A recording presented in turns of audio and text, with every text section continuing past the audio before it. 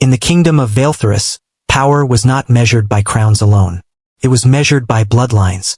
Noble houses traced their ancestry back to ancient magical lineages, each carrying inherited affinities: fire, frost, lightning, or more obscure forms of arcane influence.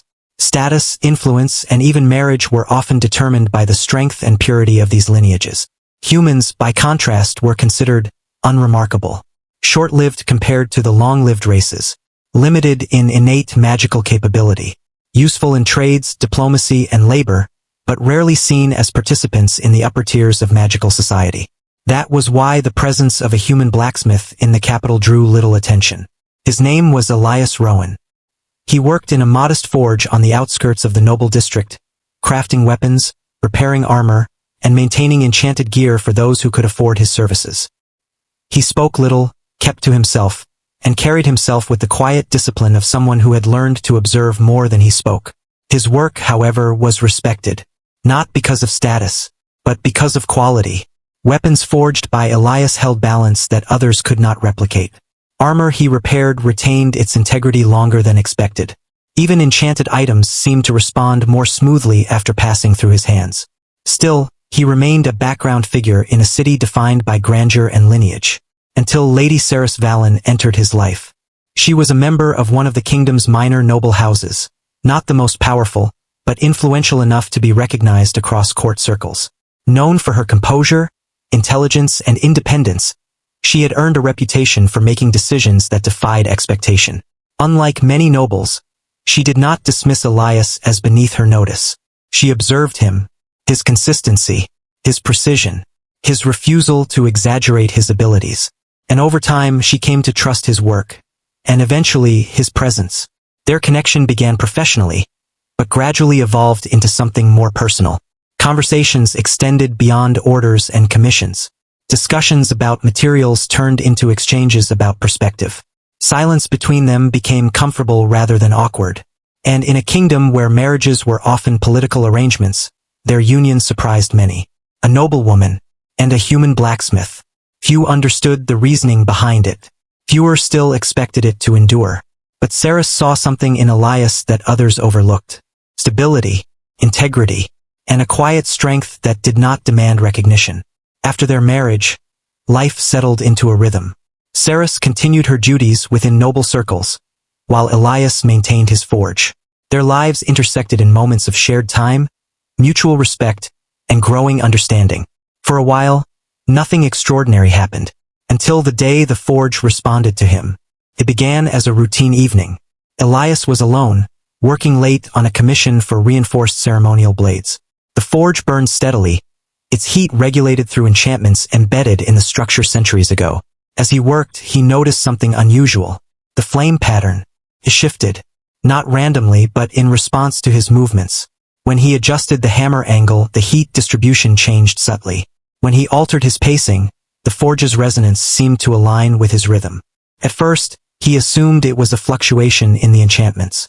But then he heard it. Not a sound in the traditional sense. A resonance. The forge itself seemed to hum in response to him. Elias paused. He placed his hand against the anvil.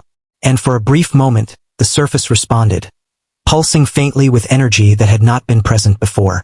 Unknown to him, the forge was not just reacting. It was recognizing. Deep within the foundational enchantments of the workshop lay something far older than the current kingdom's infrastructure. Hidden beneath layers of modern magic was an ancient mechanism. One that had not been activated in generations. A war code. A sequence embedded in both magical architecture and lineage markers. Designed in a time when weapons were not merely crafted, they were awakened. The forge had been built to respond to a specific type of individual. Not by title. Not by rank. But by inheritance. Elias continued working, unaware that each strike of his hammer was aligning with a pattern the forge had not registered in centuries. Then it happened. The hammer he held began to respond. Not physically transforming. Not glowing with visible enchantment. But resonating in synchronization with the forge itself. Each impact carried a deeper frequency. Each strike produced a layered echo, as though the metal and the air around it were acknowledging something beyond the physical act of forging. The enchantments embedded in the room activated, not defensively, but reactively. Runes along the walls lit up briefly before stabilizing into a steady pattern. The forge had identified a match. Elias had not simply been using the forge. The forge had been responding to him. Word of the anomaly reached Saris before Elias fully understood what was happening. When she arrived at the forge, she found him standing still, observing the environment with the same calm focus he always carried, but now with a subtle awareness that something had changed. "You felt it too," she said. Elias nodded slowly. "I didn't cause it," he replied, "but it responded to me." Saris stepped closer, examining the activation patterns within the forge. "This isn't a standard enchantment reaction," she said quietly. "This is recognition." As she traced the energy signatures, her expression shifted. Not in surprise alone, but in realization. The forge was not merely reacting to skill. It was responding to lineage. Not noble bloodline magic. Something older. Something that predated the current magical hierarchies of the kingdom. A war code. A system designed in an era when certain individuals were designated not just as craftsmen, but as key operatives in ancient defense protocols. Saris turned back toward Elias. "You were never just a blacksmith," she said. Elias remained silent, not because he disagreed, but because he had begun to understand that his life had been built on assumptions he had never questioned. The forge had recognized him, not as a noble, not as a mage, but as something that the system itself had been waiting for. From that moment onward, the way others viewed Elias began to change. Not because he sought attention, but because the forge, an artifact respected across the kingdom, had acknowledged him in a way that could not be ignored. Whispers spread through noble circles. Questions followed. Investigations began. And slowly, a truth began to surface. Elias Rowan was not an ordinary human blacksmith. He was part of a legacy that had been dormant for generations. A lineage tied not to titles, but to a function the kingdom had long since forgotten. And the forge that had once been nothing more than a workplace had revealed itself to be something far greater. A system that did not just shape weapons, but identified those who were meant to wield them in ways no one had anticipated.